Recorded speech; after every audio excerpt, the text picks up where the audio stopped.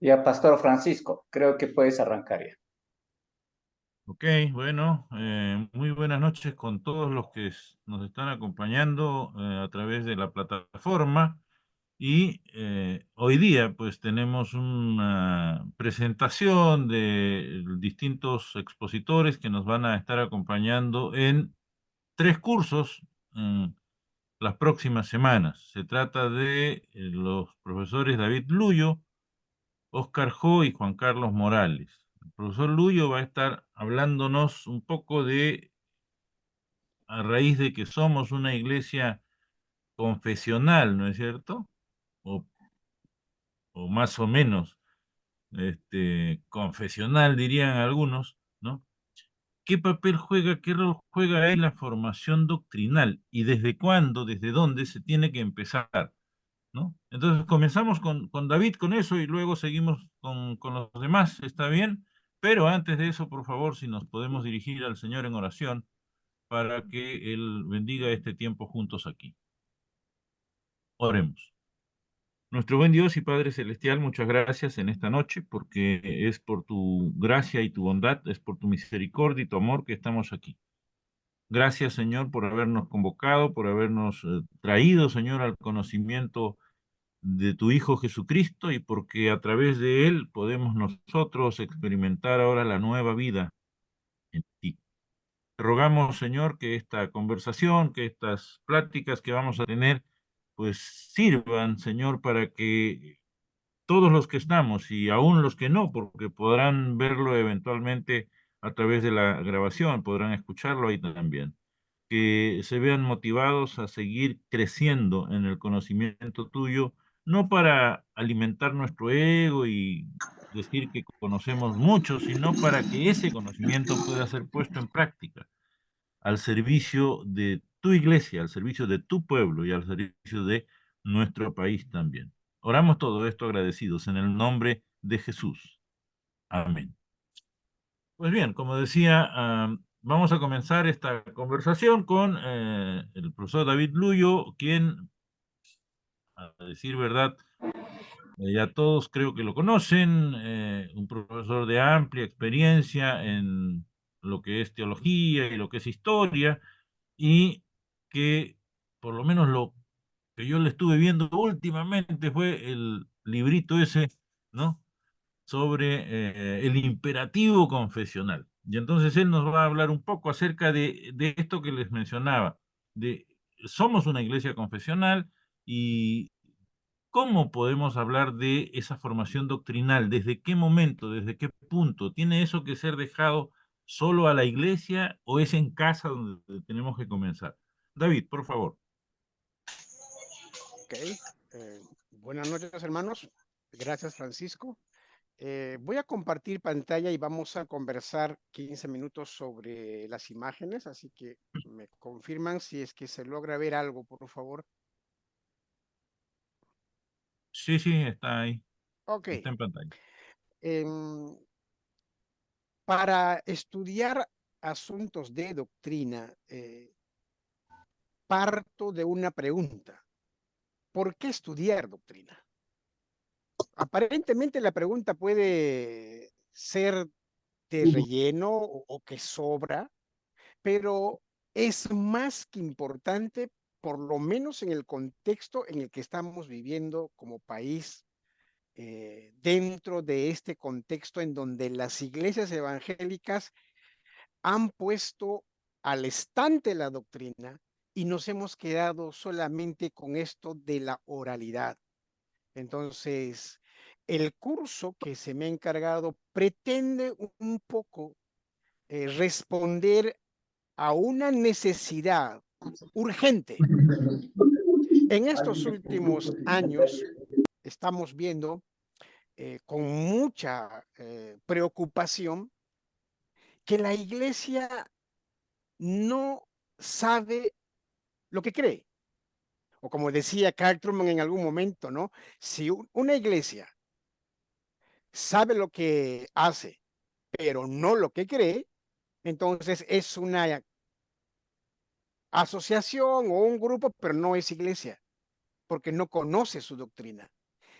Ustedes pueden ir incluso por los lugares y los ambientes militares. Acá cerca en Surco hay uno donde dice Instituto Militar y de Doctrina.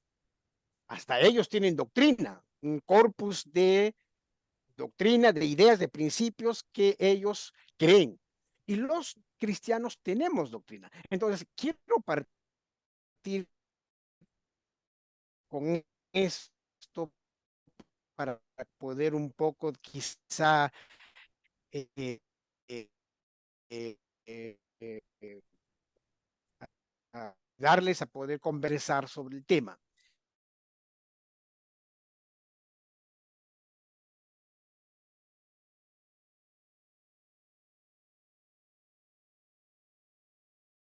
Bueno, algunos famoso libro no sé,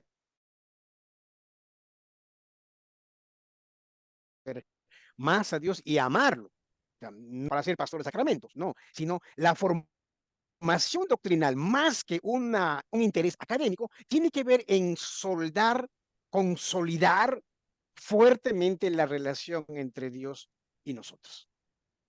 Y esto trae como consecuencia, obviamente, la persona que sabe doctrina, estudia las doctrinas, invierte tiempo en el estudio de la palabra de Dios, no será una presa fácil para toda esta ola de nuevas doctrinas que están apareciendo o ya han aparecido en este tiempo.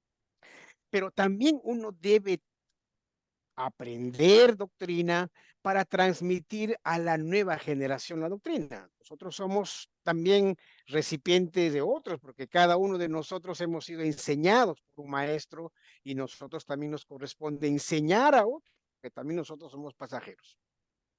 Así podríamos ir respondiendo de distinta manera por qué estudiar doctrina, pero sobre todo uno podría ser un poco más concreto cuando uno ve a la iglesia del Nuevo Testamento. Ojo, estoy hablando de la iglesia del Nuevo Testamento, no estoy hablando de la iglesia postapostólica o de los 5 primeros siglos, sino de la iglesia del Nuevo Testamento. O sea, una iglesia que no contaba con Biblia escrita del Nuevo Testamento. Una iglesia que no tenía todas las reuniones de estudio bíblico y oración como nosotros lo tenemos ahora. Una iglesia que dependía en su crecimiento del testimonio oral, o lo que Stott va a decir de la tradición apostólica. Y mire, en este contexto, nosotros identificamos que en el Nuevo Testamento había una seria preocupación sobre la doctrina. Pablo le va a decir a Timoteo, Pablo le dirá a Timoteo, ten cuidado de ti mismo y de la doctrina. Lo que has oído de mí ante muchos testigos, esto encarga a hombres fieles que sean idóneos para enseñar. Si todos los ancianos, hablamos de las iglesias presbiterianas, cumpliríamos este requisito, aptos, idóneos para enseñar, creo que tendríamos iglesias con doctrinas sólidas. Por algo Pablo dejó esta exhortación. Pero tú habla lo que está de acuerdo con la sana doctrina. Esta frase, sana doctrina, muy, muy manoseada en ese tiempo. Porque cada pastor, cada líder, cada iglesia dice tener la sana doctrina. La gran pregunta es, ¿y qué es sana doctrina? Y cada persona probablemente va a darnos su concepto de sana doctrina, ¿no? Entonces, pero ya se está hablando de una sana doctrina en el Nuevo Testamento. Y miren esta preocupación que Pablo pone entre los requisitos, ¿no? Pero es necesario que el obispo sea irreprensible, marido de una sola mujer, sea sobrio, prudente, decoroso, hospedador y apto para enseñar. A veces en las iglesias presbiterianas solamente se elige de los ancianos para poder gobernar. En el Nuevo Testamento habla que los ancianos tienen que enseñar. Y para enseñar hay que tener conocimiento.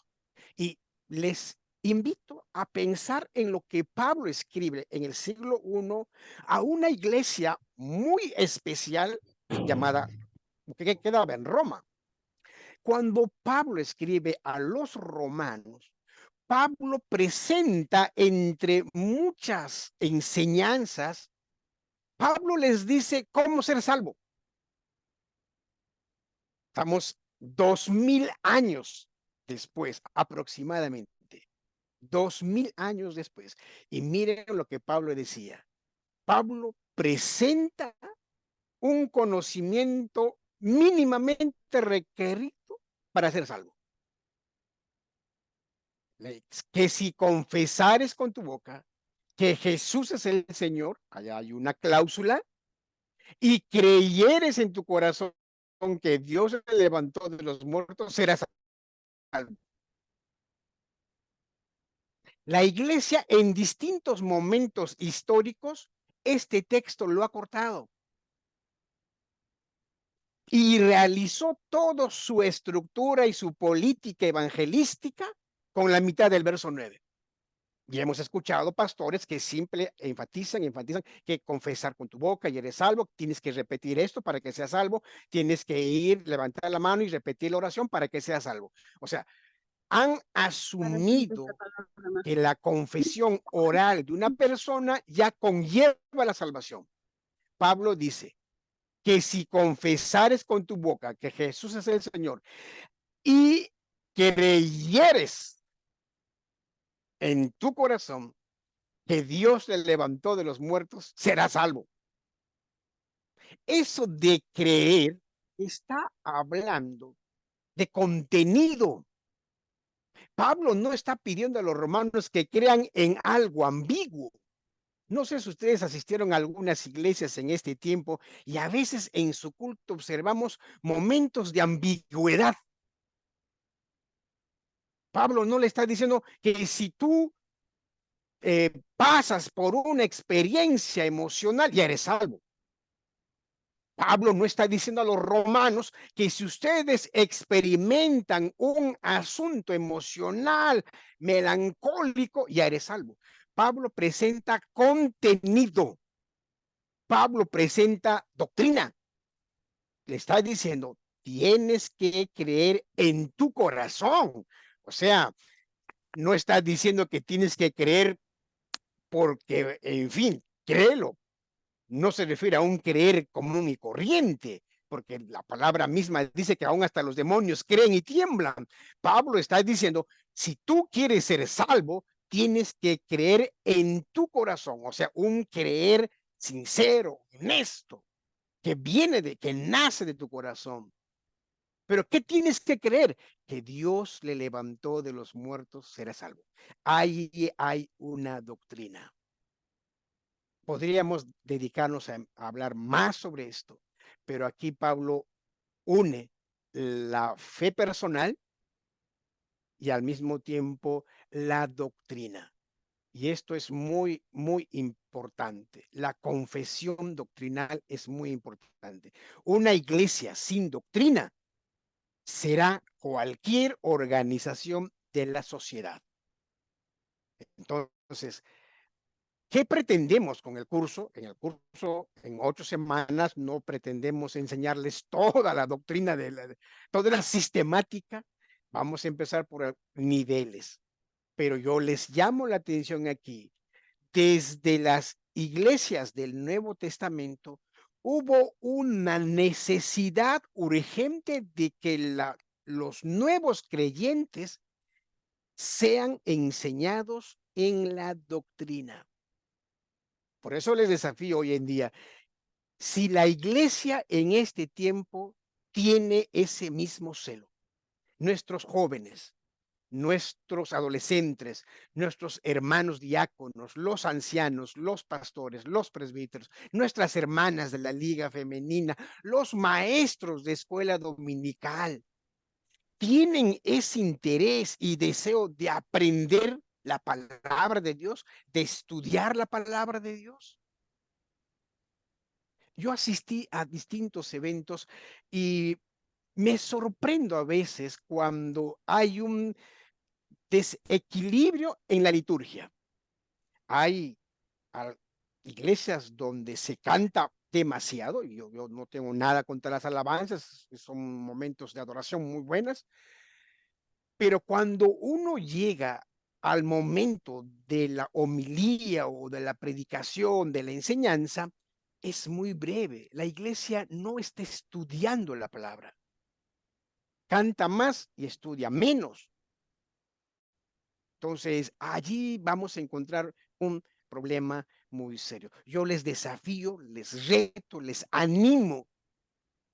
Oro al Señor para que el Espíritu Santo pueda despertar en el corazón de cada persona en la iglesia el interés por estudiar más la palabra de Dios.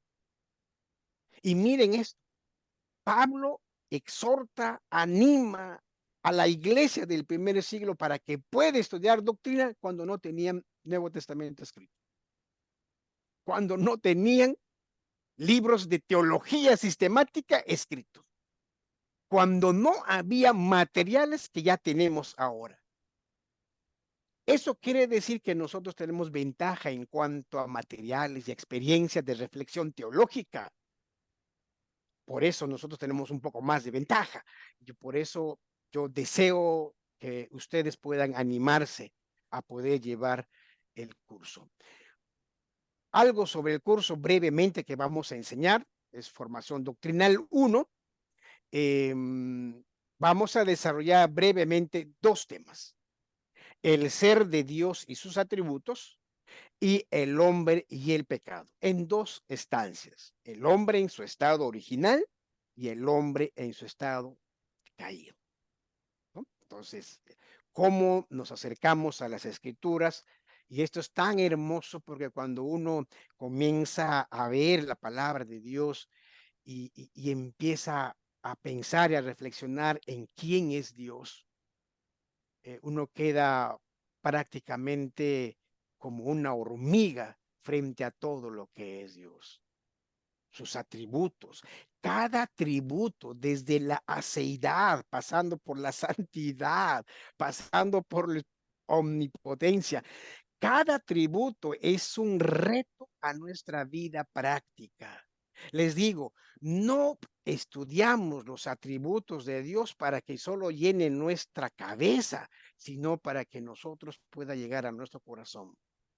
Si estudiamos la santidad de Dios, tenemos que pensar y evaluar nuestra vida, qué tanto estamos agradando a Dios con nuestro pensamiento, con nuestras obras. Estos cursos de doctrina no solamente son de carácter escolástico, de la frialdad escolástica, sino tiene que ver con tu consagración a Dios. Eso es importante. Y el otro punto es que tiene que ver quién eres tú, quién soy yo, el hombre, quiénes somos y en qué situación estamos o hemos estado y a qué situación el Señor nos ha llevado. ¿Ok? Entonces, esto va a ser motivo de diálogo y un motivo de estudio. Quiero ya entrar al final porque sé que se me termina la obra. Vamos a tener rieles. En este caso, para no divagar por el mundo de la literatura y todo eso, vamos a tomar dos libros que nos va a ayudar. En primer lugar, obviamente, será la palabra de Dios. De ahí nace nuestra doctrina. Los rieles que nos dirigirán, serán como nuestro soporte en este curso, son dos libros. Ustedes conocen ya el primero, Teología de Berkhoff, la parte que tiene que ver con el ser de Dios. Vamos a leer, si tú todavía no tienes ese libro, pide a tu consistorio que compre uno para la biblioteca de la iglesia. Esto debe tenerlo la iglesia, cada iglesia debe tener esto. Y vamos a tener lecturas conjuntas de algunas partes de la teología sistemática de Berkhoff. El segundo libro es un libro que sí No me ustedes paga deben ni para tenerlo, pagar todos somos este profesor teólogos de para Arcis Prove. ¿Ya? Entonces, ustedes pueden comprar y lo ideal es que el estudiante de este curso pueda tener estos dos libros en cada sesión. ¿Ya? Entonces, tanto el de Sproul y de Berkhoff nos van a ayudar a poder ampliar más todo el conocimiento que queremos compartir. ¿Ya? En el sílabus que está preparado, tienen incluso ya las secciones que toca de Sproul y de Berkhoff. ¿Ok?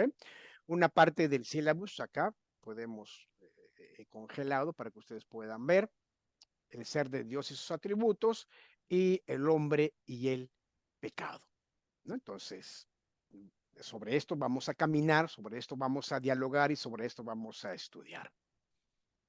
No entramos a otro punto de la sistemática, solamente al hombre en su relación con Dios, en su estado original y en su estado pecaminoso. Allí nos quedamos, ahí terminemos.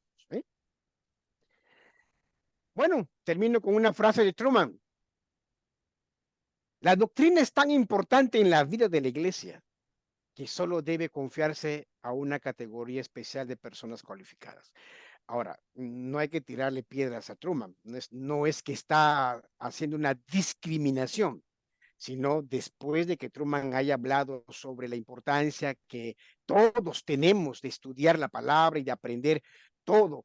El hermano que llega a la iglesia, el nuevo, tiene esa necesidad de ser educado en la palabra de Dios. Ok, pero así como en el Nuevo Testamento, Pablo le dice que lo que has oído de mí, ¿no? Esto encarga a hombres fieles e idóneos. En ese espíritu, Truman recomienda a la iglesia en este tiempo que la doctrina es tan importante en la vida de la iglesia que cualquiera no puede enseñar. O sea, cualquiera no puede subir al púlpito este domingo que viene y alimentar a las ovejas. Los presbiterianos tenemos cierto cuidado del pasto que sale del púlpito. Entonces, sobre esta situación nos debe ayudar con mayor pues motivación el hecho de que nuestros ancianos, el hecho de que nuestros pastores, nuestros líderes estén mejores preparados, ¿no? Entonces, bueno, hasta aquí me quedo. Yo estoy muy gustoso de poder acompañarles en estas 8 semanas, en este viaje y también con deseo de aprender de ustedes. Siempre en la pedagogía es ida y vuelta, ¿no? Entonces, muchas gracias, muchas gracias. Gracias al profesor David Luyo. Ya me he quedado con las ganas de entrar ahí a las clases, ¿ah? Será importante que uno ah, pueda asistir. Animamos a todos los que están aquí y a los que no. Ustedes mismos pueden animarlos también. Gracias una vez más, David, por tu acercamiento a lo que va a ser el desarrollo del curso. Y el profesor David Luyo estaba hablándonos que, por ejemplo, ¿no? No todos pueden enseñar teología y nos hablaba al final de qué es lo que se va a hacer este domingo próximo. No cualquiera se puede subir al púlpito, ¿no? Y entonces también hay un curso que se ha pensado eh, para eso justamente y estará a No, cargo él no. del pastor Nunca y fue profesor Oscar Jo. Él animado. nos va a ayudar a entender lo que es la preparación de un sermón, ¿no? Ellos es A veces Oscar de los uno Lobos. piensa que porque tiene una macetita ya puede ser un ingeniero agrónomo, ¿no? Y entonces, si yo leo la Biblia, ya yo estoy en condiciones de poder predicar. ¿Será cierto eso? Vamos a pedirle entonces al pastor Oscar Jo, que nos ayude, por favor, a acercarnos a lo que habrá de ser el curso este de cómo se prepara un sermón, una predicación. Entonces, Oscar, por favor, adelante. Hermanos, amigos, buenas noches. Gracias por la invitación. Allí en pantalla está la presentación que tengo, pero no sé si es que sería la mejor forma que estuviera allí o que yo la maneje, ¿no? Para que ver si es que... más bien, creo que sería mejor si compartimos la pantalla y yo, para efecto de que yo lo esté moviendo, ¿no es cierto? A ver si... No sé si se ve mi pantalla ahora. Ahora no, no está en la pantalla ahorita.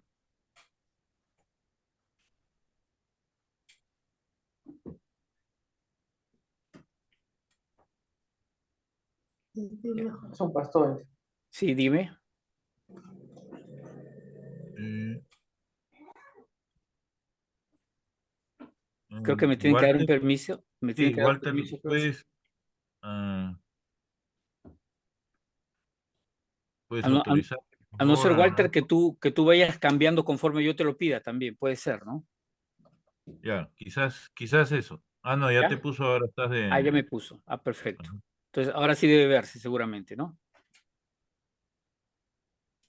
Sí, ¿Se ve? sí, pero Ya. está todavía como, no está como pantalla completa, digamos, el PPT. Ya. Bueno, yo continúo. Buenas noches. ¿Cómo están? Mi nombre es Oscar Yo no sé si lo de la maceta tenía que ver en directa conmigo, porque yo tengo por acá una maceta cerca y también No, soy ya, ingeniero tú eres agrónomo. ingeniero, pues, hermano. Entonces, No, no, no. bueno, muchas gracias por la invitación para este curso. Ahí tenemos delante alguna información sobre el horario que es a las 8 de la noche. También están los horarios para diversas partes en América Latina, si es que alguien se anima. Hasta donde entiendo, la necesidad va por el lado de eh, poder tener algún tipo de preparación sumaria, es decir, lo más breve y pronta posible, sobre todo pensando en quienes no son pastores o quienes no han accedido a un tipo de formación directamente en este aspecto, pero que evidentemente la necesitan porque constantemente se les invita o si no porque hay cierta vocación personal respecto a la predicación. Entonces yo entiendo que hasta que por ahí va la necesidad, ¿no es cierto? Yo voy a empezar al revés de como empezó David, ¿no? Voy a empezar por el programa y apenas pero empleando mucho tiempo en mencionar algunos aspectos, sobre todo el más inicial y quién sabe, muchos entenderíamos también como el más importante para la presentación y preparación de una prédica. Entonces voy a pasar de lámina a ver si es que, por favor, si me confirman si ha cambiado la lámina, ¿es cierto o no? Sí, sí, ya pasó. Perfecto. Miren, realmente el título debería ser al revés, o sea, preparación y presentación, porque uno primero prepara y luego presenta. Ahora, si acá hablamos de presentación y preparación, quizá no esté tan equivocado. ¿Por qué? Porque si entendemos presentación en términos de asuntos de forma, sería bueno invertir un poco de tiempo a esto, ¿no? Y si hablamos de preparación, hablemos entonces de contenido. De tal manera que nuestras 8 sesiones equivalentes a 8 módulos hablan de ser distribuidas de la manera como estamos viendo en la pantalla.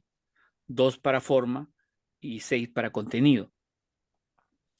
Ahora, esto de forma, yo quisiera como que darle incentivación y animarlos por este medio, porque este es un aspecto en el que poco reparamos, sobre todo en la iglesia presbiteriana. Miren, yo antes de ser presbiteriano, yo venía de una denominación donde seguramente en algún momento en el curso podré compartir mi testimonio, pero yo me convertí reformado en el seminario. Yo fui a un seminario interdenominacional en Colombia y yo fui de una denominación y acabé en otra.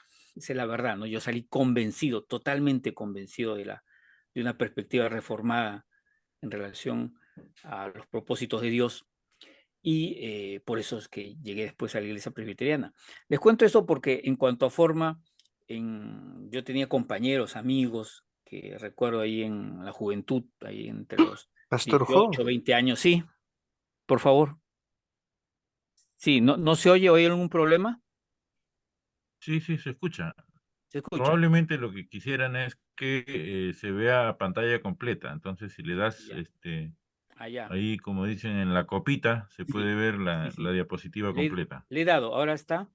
Le he dado. No se ve Ah, completo. ya, ahora sí, ahora Ahora sí. sí, ya, perfecto, ya, gracias. Por favor, con total libertad, cualquier observación y ustedes me interrumpen. Entonces, les decía que, por ejemplo,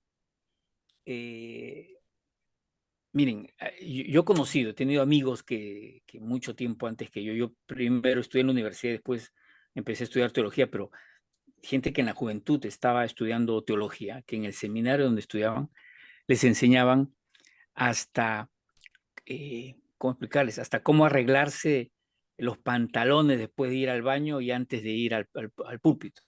O sea, hasta ese extremo, ¿no? Cómo debe estar planchado, cómo debe estar planchada la ropa, ¿no? O detalles de ese tipo.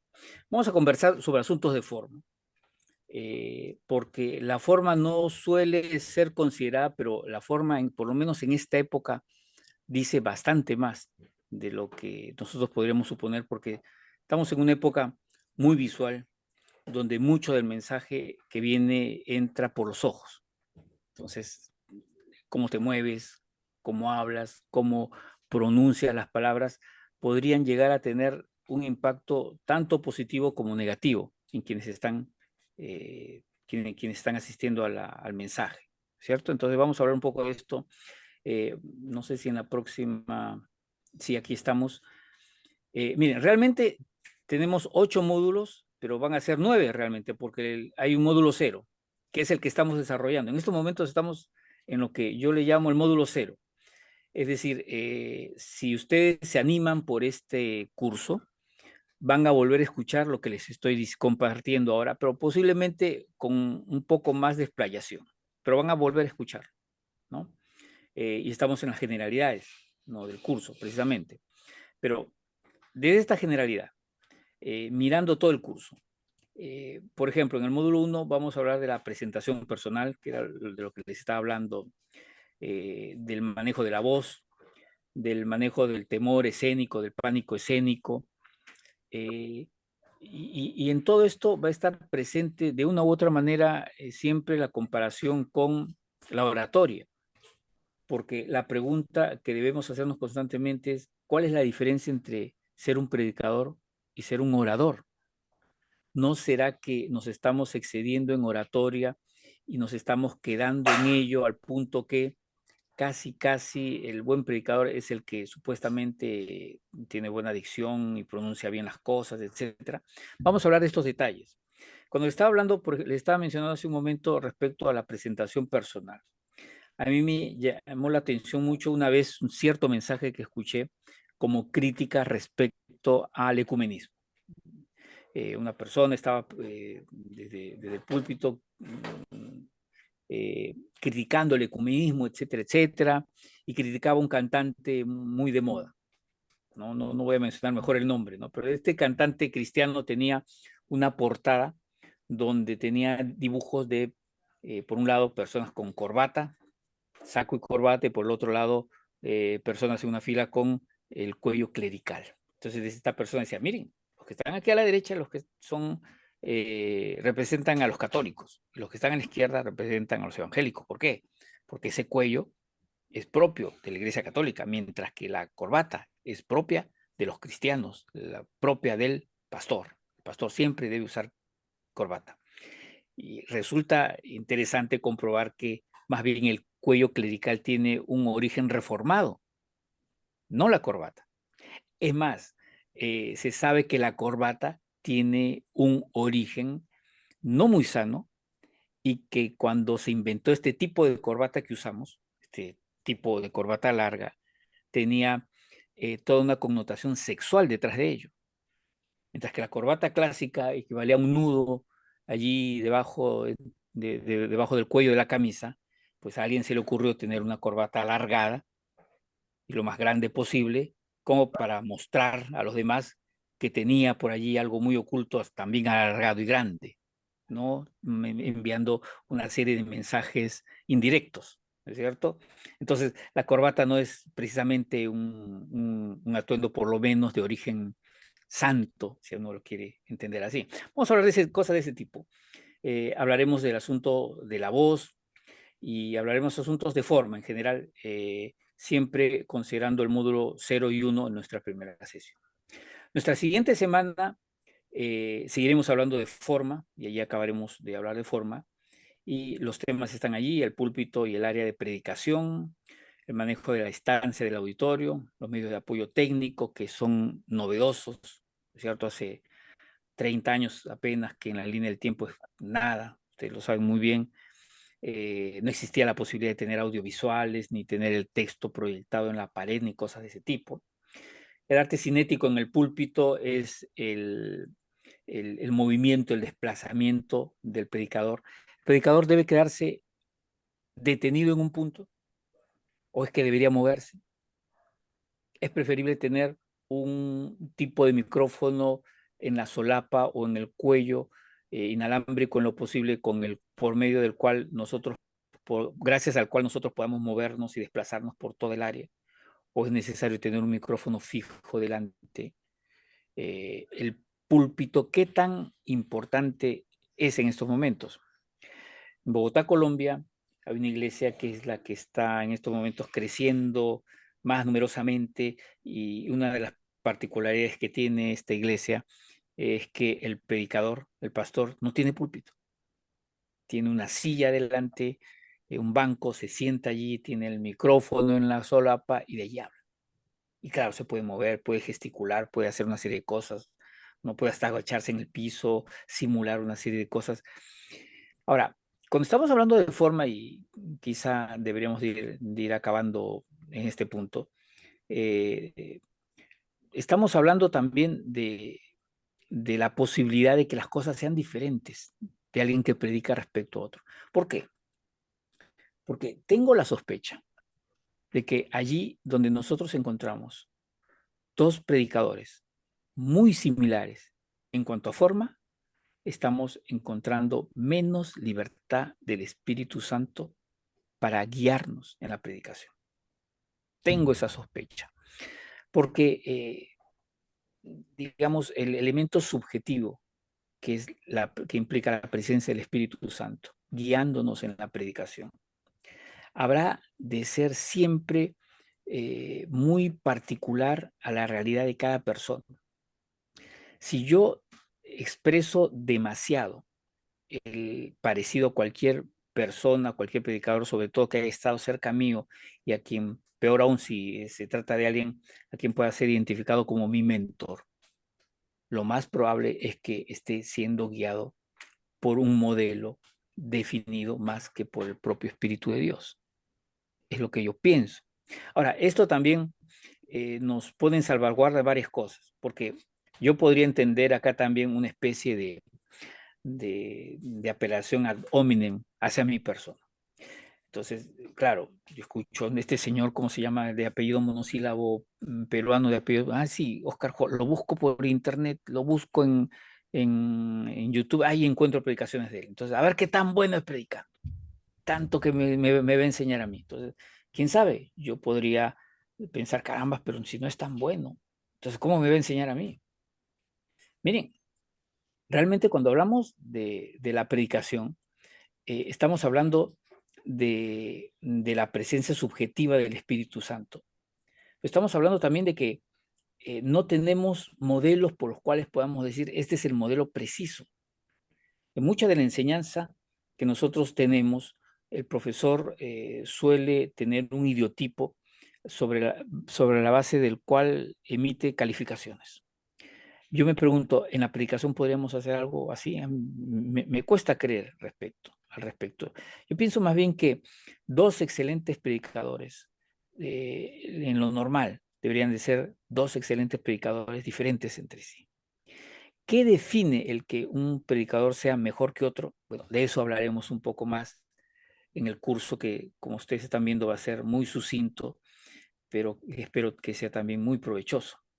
Bueno, estos son los dos primeros módulos de forma. El primero, de la primera semana, correspondiente a la primera semana, serán la repetición de lo que estamos hablando ahora, quizás explayándonos un poco más, y el módulo 1. La siguiente semana será el 2, y así sucesivamente hasta acabar. Pero sigamos. Aquí ya estamos en los módulos que tienen que ver con el contenido. Algo que normalmente puede llevar un semestre académico, o a veces hasta un año académico entero, en sesiones tan cortas. Bueno, vamos a hacer el esfuerzo, pero este esfuerzo definitivamente va a tener que acabar en sesiones prácticas. Las últimas 2 semanas van a implicar va a implicar que quienes se inscriban tengan la obligatoriedad de mostrarnos un poco de cómo allí, en la distancia, en la web, donde estén, pueden exponernos sus experiencias de predicación, así sean cortas. Ahora, al momento en que estemos evaluando, porque esto va a ser necesario, hay que tener también un poco de altura como para poder escuchar lo que los demás dicen, pero también debemos de hacerlo sabiendo que nunca vamos a poder definir con precisión qué cosa es una buena predicación y qué cosa es una mala predicación. Realmente, en mi entendimiento, la predicación mala no debería existir, ¿no? Si es que se predica con fidelidad a lo que dice la palabra. Pero la predicación buena no habrá de ser evaluada tanto en la subjetividad de los criterios de cada uno, que puedan decidir, bueno, a mí me parece que está buena, otro puede decir, a mí me parece que está mala, o a mí me parece que está regular, sino más bien en otros criterios que tendrían que ver más bien con el impacto con que el mensaje llega a las personas. Y no solo con el impacto de la impresión que uno pueda recibir de inmediato respecto a la predicación, sino en la medida de cuánto la vida de esa persona que ha escuchado ese mensaje ha cambiado o no en algo. Porque esto sí es algo que ya toca más lo objetivo. Si una predicación no cambia absolutamente la vida de nadie en ningún aspecto, entonces posiblemente no estemos hablando de la mejor predicación. Y si un mensaje lo hace, ciertamente podríamos estar hablando de lo contrario. Y sin embargo, tampoco esto implica algún tipo de evaluación inmediata. ¿Cuánto de un mensaje antiguo podría tocarnos mucho tiempo después que este ha sido emitido? Claro, los medios de comunicación actuales ayudan tremendamente cuando esto puede ser grabado, ¿no? Pero podrá ser que también haya otro tipo de situaciones en las que sin necesidad de recurrir o de apelar a los medios de comunicación contemporáneos encontremos que un mensaje está siendo de impacto para las personas. Bueno, ahí están los puntos 7 y 8, los que van a tener que ver con exposiciones. Hubiéramos querido que sea uno solo, pero dependiendo de las personas que tengamos y del tiempo, miren, vamos a tener que pensar en 2 sesiones por lo menos. Ahora, antes de ello, ¿en qué estamos pensando? Primero estamos pensando en la relación entre hermenéutica y homilética, que son relaciones consecuentes y consecutivas. Lo normal es que en un seminario uno hable del arte de la predicación o la homilética. Me han sugerido que no empleemos mucho el término, pero bueno, por lo menos va a quedar ahí en el título. Quizá no lo empleemos demasiado mientras estemos hablando. Pero este arte de la predicación, que es la homilética, es consecuencia de una hermenéutica. Y es más, ese es el orden en los sílabos que encontramos en los tipos de institución formales, de educación ministerial. Vamos a ver cuáles son las relaciones que hay y qué tanto una define la otra, etcétera, ¿cierto? Vamos a hablar a continuación de los tipos de predicación porque hay varios tipos. Y sin embargo, ahí ustedes lo ven en el módulo 6, vamos a hacer énfasis en el sermón temático y el sermón expositivo. El último de los cuales es aquel al que vamos a darle cierta relevancia, porque demanda un ejercicio que es aquel que nosotros esperaríamos de quien está predicando, ¿no es cierto? Una capacidad de autonomía, de entendimiento de la palabra y una capacidad como para poder someterse a la palabra, ¿cierto? Ahora, el módulo 5 habla del estudio bíblico inductivo. Si hablamos de estudio bíblico inductivo, quizá estamos hablando en términos generales del estudio de la palabra de Dios como punto previo a la construcción, a una construcción hermenéutica. Sin embargo, yo quisiera, y le voy a dar mucho énfasis a este módulo número 5, respecto al hecho de cómo es que nosotros deberíamos de ser capaces de someternos a la palabra para que ésta no solamente defina la predicación, sino también en algún sentido la determine. Los acercamientos pueden ser inductivo o deductivo. Y para el que no sabe nada al respecto, lo deductivo implica la imposición de un principio o ley sobre la base del cual nosotros llegamos a conclusiones. eso es precisamente lo que queremos evitar. Lo que queremos evitar es que los detalles mismos del texto, que la observación misma del texto construya para sí un mensaje, y que sea ese mensaje el que nosotros prediquemos. Pero ya lo hablaremos en su momento. Dicho sea de paso, también hablar estudio bíblico inductivo en términos profundos equivale a bastante más tiempo que tan solo una sesión académica. Sigamos. Ahora, yo quería invertir un poco de tiempo, me parece que ya debería más o menos ir acabando en la predicación y la obra del Espíritu Santo, porque este era el aspecto del que les estaba mencionando al principio, que es asunto neurálgico, central y base sobre la cual nosotros debemos edificar todo intento de predicación. Aquí hay algunas frases que son extraídas de un libro, están en la siguiente lámina, y esta es Bryan Chapell, La predicación cristocéntrica. Y por ejemplo, Chapell dice, entre otras cosas, cuando proclamamos la palabra, promovemos la obra del Espíritu Santo en las vidas de otros. Sigue diciéndonos en otra parte de su libro, ninguna verdad nos da mayor estímulo en nuestra predicación ni mayor motivo para esperar resultados de nuestros esfuerzos. La obra del Espíritu Santo está tan inextricablemente ligada a la predicación como el calor a la luz que sale de un foco. Eso de inextricable tiene que ver, bueno, puede tener la acepción del error, de lo complicado, pero tiene que ver precisamente con las ramas, ¿no es cierto?, de plantas que entre sí se juntan, ¿no es cierto? Lo que trata de decirnos es que el Espíritu Santo y la predicación están allí como amarradas, como cuando dos plantas trepadoras, por ejemplo, enredan sus ramas entre sí. Sigue diciéndonos por ahí, cuando presentamos la luz de la palabra de Dios, su Espíritu lleva a cabo sus propósitos de avivar, ablandar y conformar corazones a su voluntad. El Espíritu Santo usa nuestras palabras, pero es su obra, no la nuestra, la que afecta a los rincones ocultos de la voluntad humana. Ahora, en algún momento hablaremos de algunos de nuestros modelos de predicación, que son modelos guiados por el Espíritu Santo, pero que son modelos diferentes también. Si uno revisa algunos que aparecen ahí en el Nuevo Testamento, se va a dar cuenta que los modelos son diferentes. Y eso sustenta el hecho de que no debería haber dos predicadores idénticos, ¿cierto? La libertad del Espíritu Santo se da en los mismos términos en los que se da, por ejemplo, el trabajo intelectual entre personas que escriben libros, ¿no?, o hacen estudios, ¿no?, ¿cierto? Dos autores no escriben exactamente igual.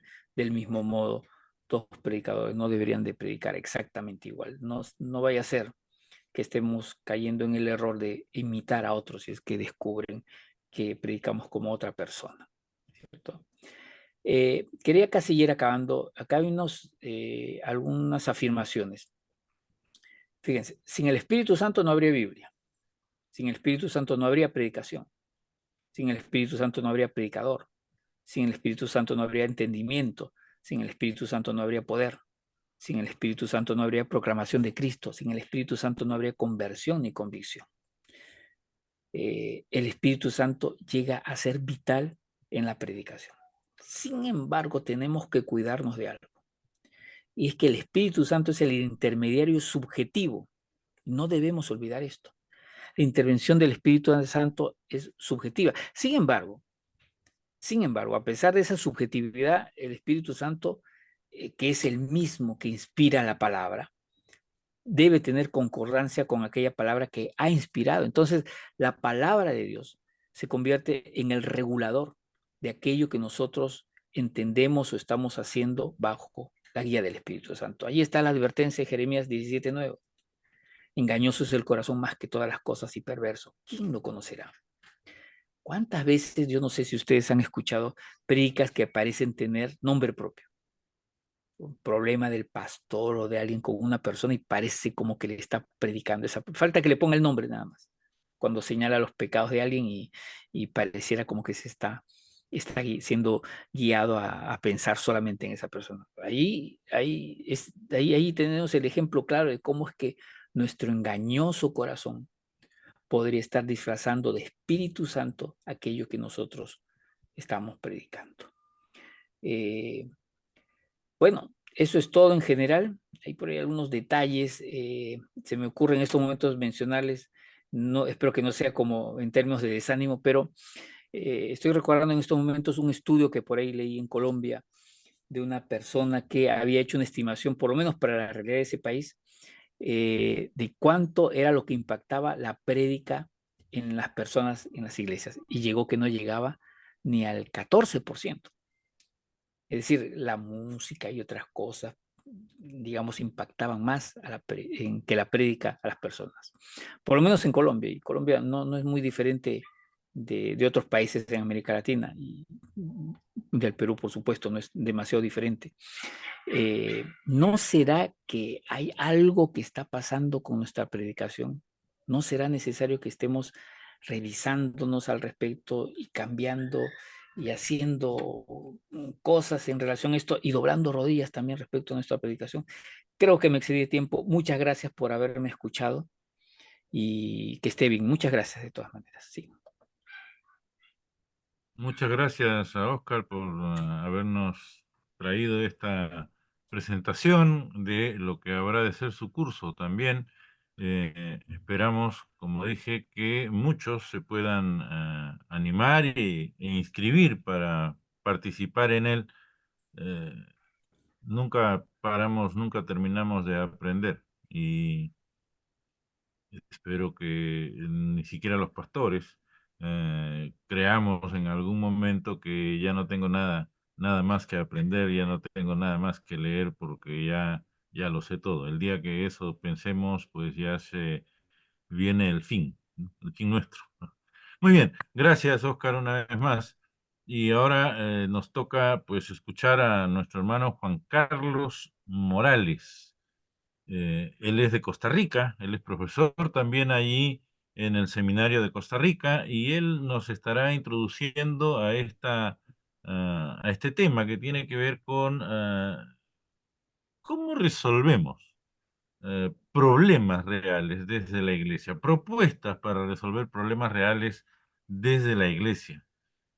Y uno podría pensar desde la realidad aquí en nuestro país, en el Perú, ah, pues que hay demasiados problemas y no alcanza todo el recurso humano, como decimos, para poder resolverlo, pero tenemos un recurso que va más allá del humano. Tenemos el recurso de Dios y tenemos, por supuesto, salvando las distancias, no refiriéndome a Dios solamente como un recurso, ¿no? Pero tenemos nosotros la fe y tenemos a un Dios que gobierna sobre todo, pero necesitamos poner nosotros manos a la obra. Entonces, por favor, voy a pedirle a Juan Carlos Morales que él nos comparta también Gracias. eh, lo que habrá de ser su curso, el tema que él nos va a presentar. Adelante, por favor. Gracias, hermano. Estoy tratando ya de compartir la pantalla. Creo que todos ya la están viendo. Inicio con una página en blanco para hacer una breve introducción. Mi nombre es Juan Carlos Morales Serrano. Soy comunicador social periodista, 40 años en la vida de fe, colaborando actualmente en el Seminario Evangélico ESEPA. Aquí en ESEPA estuvo hasta el mes de enero pasado de rector del señor Andrew Helbert, que estuvo en algunos momentos de misionero allá en el Perú con ustedes. Entonces creo que algunos le conocieron. Entonces Andrew ya finalizó su tiempo de director del seminario de CEPA. Manda saludos también y mantenemos comunicación con él. Responder a los problemas reales que están enfrentando nuestra sociedad hoy en día, hermanos y hermanas. En los cursos anteriores que hemos dado de parte del seminario CEPA para con ustedes, hemos estado hablando de cómo hacer los proyectos sociales, cómo responder con los proyectos de diaconía a nuestras iglesias, a nuestras comunidades, desde la iglesia, sin importar si estamos en la sierra, en la costa, en las ciudades principales de Lima, donde estemos, podemos responder. Pero a partir de ahí, lo que mencionábamos al principio, ¿podemos nosotros los cristianos solucionar los problemas, responder a los problemas que nos están afectando como sociedad? Ahí es donde entra esta parte. Vean que hoy en día en la encuesta que hizo el Instituto de Estudios Peruanos, que salió ahora a finales de marzo, allá en el Perú, en Lima, habla de que de casi 35 millones podemos hablar de peruanos viviendo en el Perú, porque sufrimos todos los países de Latinoamérica la situación de tener con nacionales viviendo en otros países, Pero de esos 35 millones, un 64 dice ser católico, pero un 22% dice ser evangélico. Estamos hablando de casi 7.700.000 personas que somos evangélicas en el Perú, incluyéndome, o sea, hablemos así, que somos evangélicos en el Perú. ¿Y estamos solucionando los problemas o somos parte de los problemas? ¿Estamos ayudando a encontrar respuestas a los problemas o estamos sentados en la iglesia esperando a que otro haga algo? A partir de ahí, después de los cursos que nosotros hemos compartido con ustedes, es que deseamos dar este curso. Propuestas de soluciones para problemas reales desde la iglesia. Vean que Un utilizo el favor, texto. perdón, un favor. ¿Puedes ponerlo en pantalla completa? Perdón, ok. Ah, ok, estoy con doble pantalla. Un momento. Voy. Que tengo un problema con la pantalla.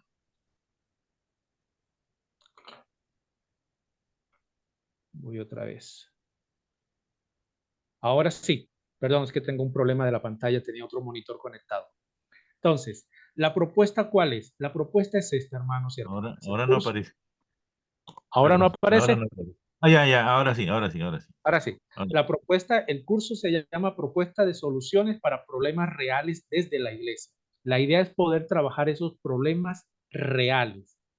Hermanos y hermanas, no voy a hablar solamente que en Perú, aquí en Costa Rica y en otros países que conozco, la iglesia está tratando de solucionar problemas que no existen, de hacer actividades sociales que no necesita la comunidad, de atacar ciertas cosas que no son problemas en las comunidades. Muchas veces porque tenemos donaciones, muchas veces porque vemos que otra iglesia lo hace, muchas veces porque pensamos que hay fondos económicos que nos van a dar para hacerlo. Entonces, aquí, ¿cuál es la idea? La idea es trabajar con ustedes desde la iglesia y la sociedad. ¿Cuál es cómo ponemos en acción nuestra diaconía?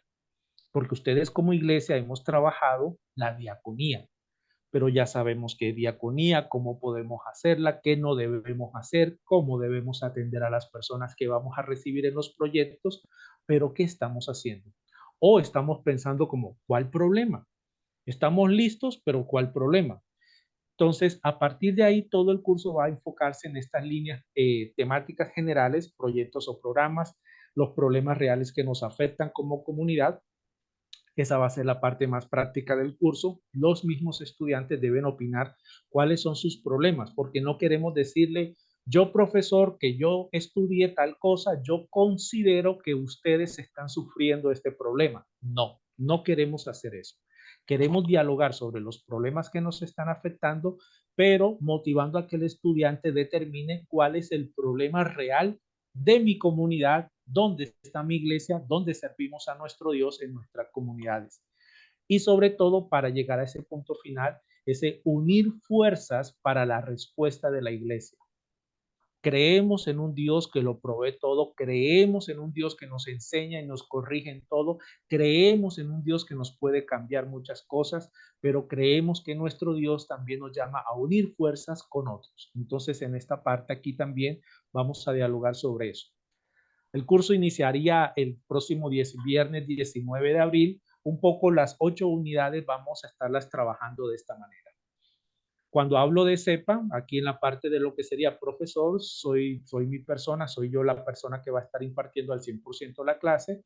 O cuando digo invitado y es CEPA, es que voy a traer a una persona experta en el tema cristiano como tal para que nos complemente la enseñanza de ese día. Entonces va a ser un curso que inicialmente vamos a tener aproximadamente 5 a 6 profesores compartiendo con los estudiantes. La primera clase es la introducción a los problemas reales. Vamos a hablar sobre esa parte de cuáles son los problemas reales y cómo podemos diagnosticar mi comunidad para identificar los problemas que hay en mi comunidad. La segunda clase va a ser la discapacidad y la iglesia. Es un tema recurrente en toda la iglesia en América Latina y es un tema que más está afectándonos cuando llevamos al trabajo con especial con las personas menores de edad, los niños, niñas y adolescentes, el cómo vemos y podemos trabajar la parte de la discapacidad y la iglesia. Para eso tendríamos Dios mediante una hermana que está en silla de ruedas después de una enfermedad, era una persona que caminaba, pero siendo cristiana, aceptó su enfermedad, está en silla de ruedas, pero es la persona que siendo cristiana sin silla de ruedas podía ir a la iglesia. Siendo cristiana con silla de ruedas, lo primero que se encontró es que ya no podía ir a la iglesia. Entonces vamos a hablar de ese tema. El tercer curso va a ser sobre la violencia doméstica y la iglesia. Quiero más que todo se va a motivar a que en el curso los estudiantes también comenten qué saben de estos temas en sus propias comunidades.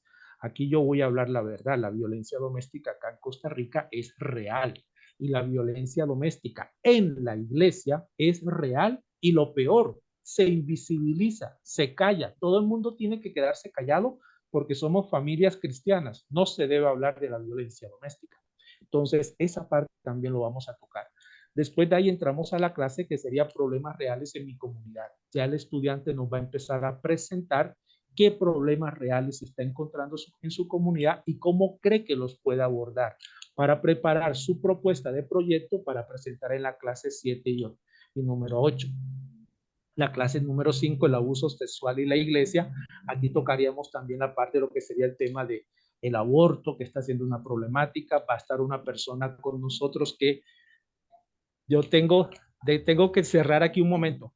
Voy saliendo ya casi de acá del seminario, hermano, porque estoy en el seminario y van cerrando el guarda. Entonces, quiero dejar esto, Pastor Walter, yo le voy a pasar esta presentación por el WhatsApp, pero un poco estos son los temas. Y hermanos y hermanas, estamos para servirle y me disculpo de antemano, pero esto es que se alargó mucho y aquí en el seminario ya van a cerrar y debo salir.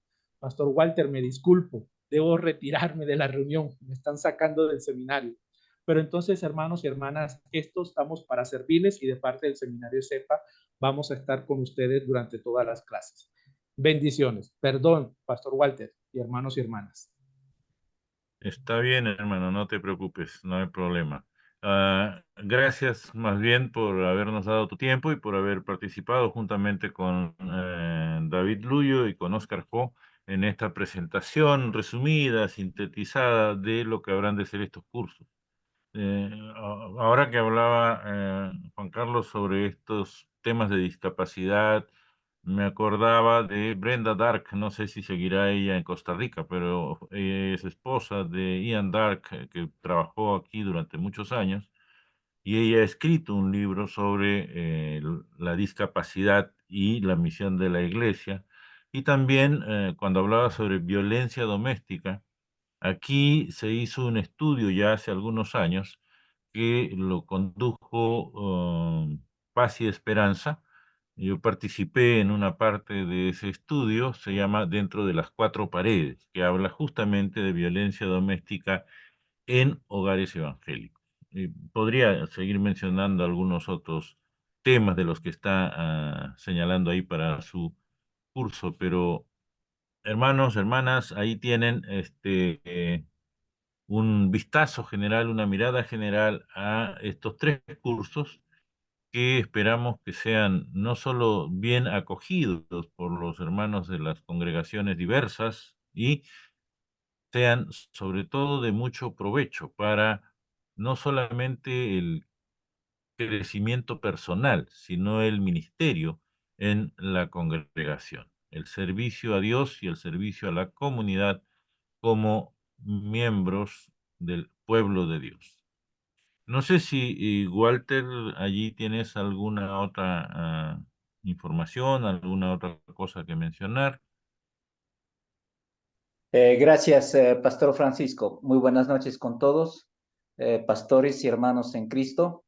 Bueno, esto ha sido el masterclass de los cursos del CFM que comenzaremos la próxima semana. Los lunes se va a desarrollarse por 8 semanas el curso de formación doctrinal, ya en horarios de 8 a 9:30 de la noche, y el maestro para este curso es el pastor David Luy. ¿Ya? Y el miércoles va a ser curso de preparación y presentación de la prédica. ¿Ya? También al mismo horario, de 8 de la noche hasta las 9:30, con el pastor Oscar Ho. Y el tercero, el próximo viernes 19, comenzamos con el curso de propuesta de soluciones para problemas reales desde la iglesia, que va a ser en el mismo horario de 8 de la noche hasta las 9:30 de la noche con el profesor Juan Carlos Morales. Hermanos, cada maestro tiene experiencia en la enseñanza a adultos, experiencia pastoral, y estos cursos tienen carácter ministerial. Son cursos prácticos, son cursos que los oficiales de la iglesia, son cursos que los pastores necesitan tener un entendimiento, necesitan renovar su entendimiento. Así que, hermanos, les invitamos, de tal modo quienes todavía no hicieron su inscripción puedan inscribirse y participar en estos cursos. Cada uno de los cursos tiene 8 semanas de duración. Al final de los cursos vamos a otorgar un certificado, ¿ya? Y el curso tiene un costo simbólico, ¿ya? Un costo de 50 soles, que tienen que, ahí está en la cuenta, se les va a proporcionar ese número de la cuenta, al cual ustedes pueden hacer el depósito. Eso sería por mi parte, Pastor Francisco. Tal vez el Pastor Roger quiere decir algo. Sí, Buenas noches, Walter. también el pastor Roger Araujo, que es presidente de la denominación. Así que si él tiene, bueno, algunas palabras finales y luego de eso quizás nos puede dirigir en oración para terminar. Bueno, muchas gracias y felicitar al CFM por continuar con la capacitación al liderazgo y animar a todos ustedes a poder también comprometer a sus líderes de las iglesias locales para que puedan participar en estos cursos, ¿no? Muchas gracias. Entonces, hermano, vamos a despedirnos con una Pastor palabra de Roger, oración. Sí, el costo por curso es 50 soles, no es mensual, ¿ya? claro, es para todo el curso. Exacto. Está bien. Muy bien, yo creo que también si has grabado lo podemos compartir esto en el Facebook, ¿no? Yo lamentablemente tengo problemas acá con la cámara, pero podemos transmitir también, o compartir, perdón, el video, ¿no? Muy bien, entonces vamos a tener una palabra de oración para terminar esta reunión. Señor amado y Padre Celestial, estamos muy agradecidos por esta oportunidad que nos presenta, Señor, a tus hijos de poder capacitarse, de poder renovar su entendimiento de tu palabra. Y desde ya estamos, Señor, muy comprometidos con seguir alentando al estudio de tu palabra, a la comprensión, a la práctica, Señor, que tanta necesidad tenemos hoy en día de ser afirmados, de ser revitalizados con tu palabra. Por eso te pedimos, Señor, la guía, la fortaleza de tu espíritu y el acompañamiento también a los profesores que han de impartir estos cursos. Todo esto te lo pedimos en el nombre del Señor Jesucristo. Amén. Muy buenas Hermanos, noches, pueden abrir sus hermanos. Dios les cámaras. bendiga, cuídense mucho y difundan esta información, por favor, a todos los que estén allí alrededor, para que haya una buena asistencia, una buena participación. Cuídense mucho. Dios les bendiga. Un abrazo para todos. Gracias, pastor. Buenas noches con Muchas todos. gracias. Hasta luego. Listo, Bendiciones, con pastor. paz. Un fuerte abrazo, Bendiciones. pastor. Saludos, Cuídese. Dale, Saludos bye. para todos. Bendiciones. Muy bien. Walter quería tomar una foto, creo, ¿no? Si encienden sus cámaras. Hermanos, Ya no. pueden prender sus cámaras.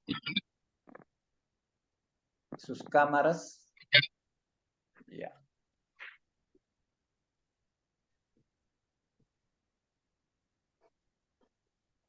Gracias. Gracias. Nos vemos. Bendiciones.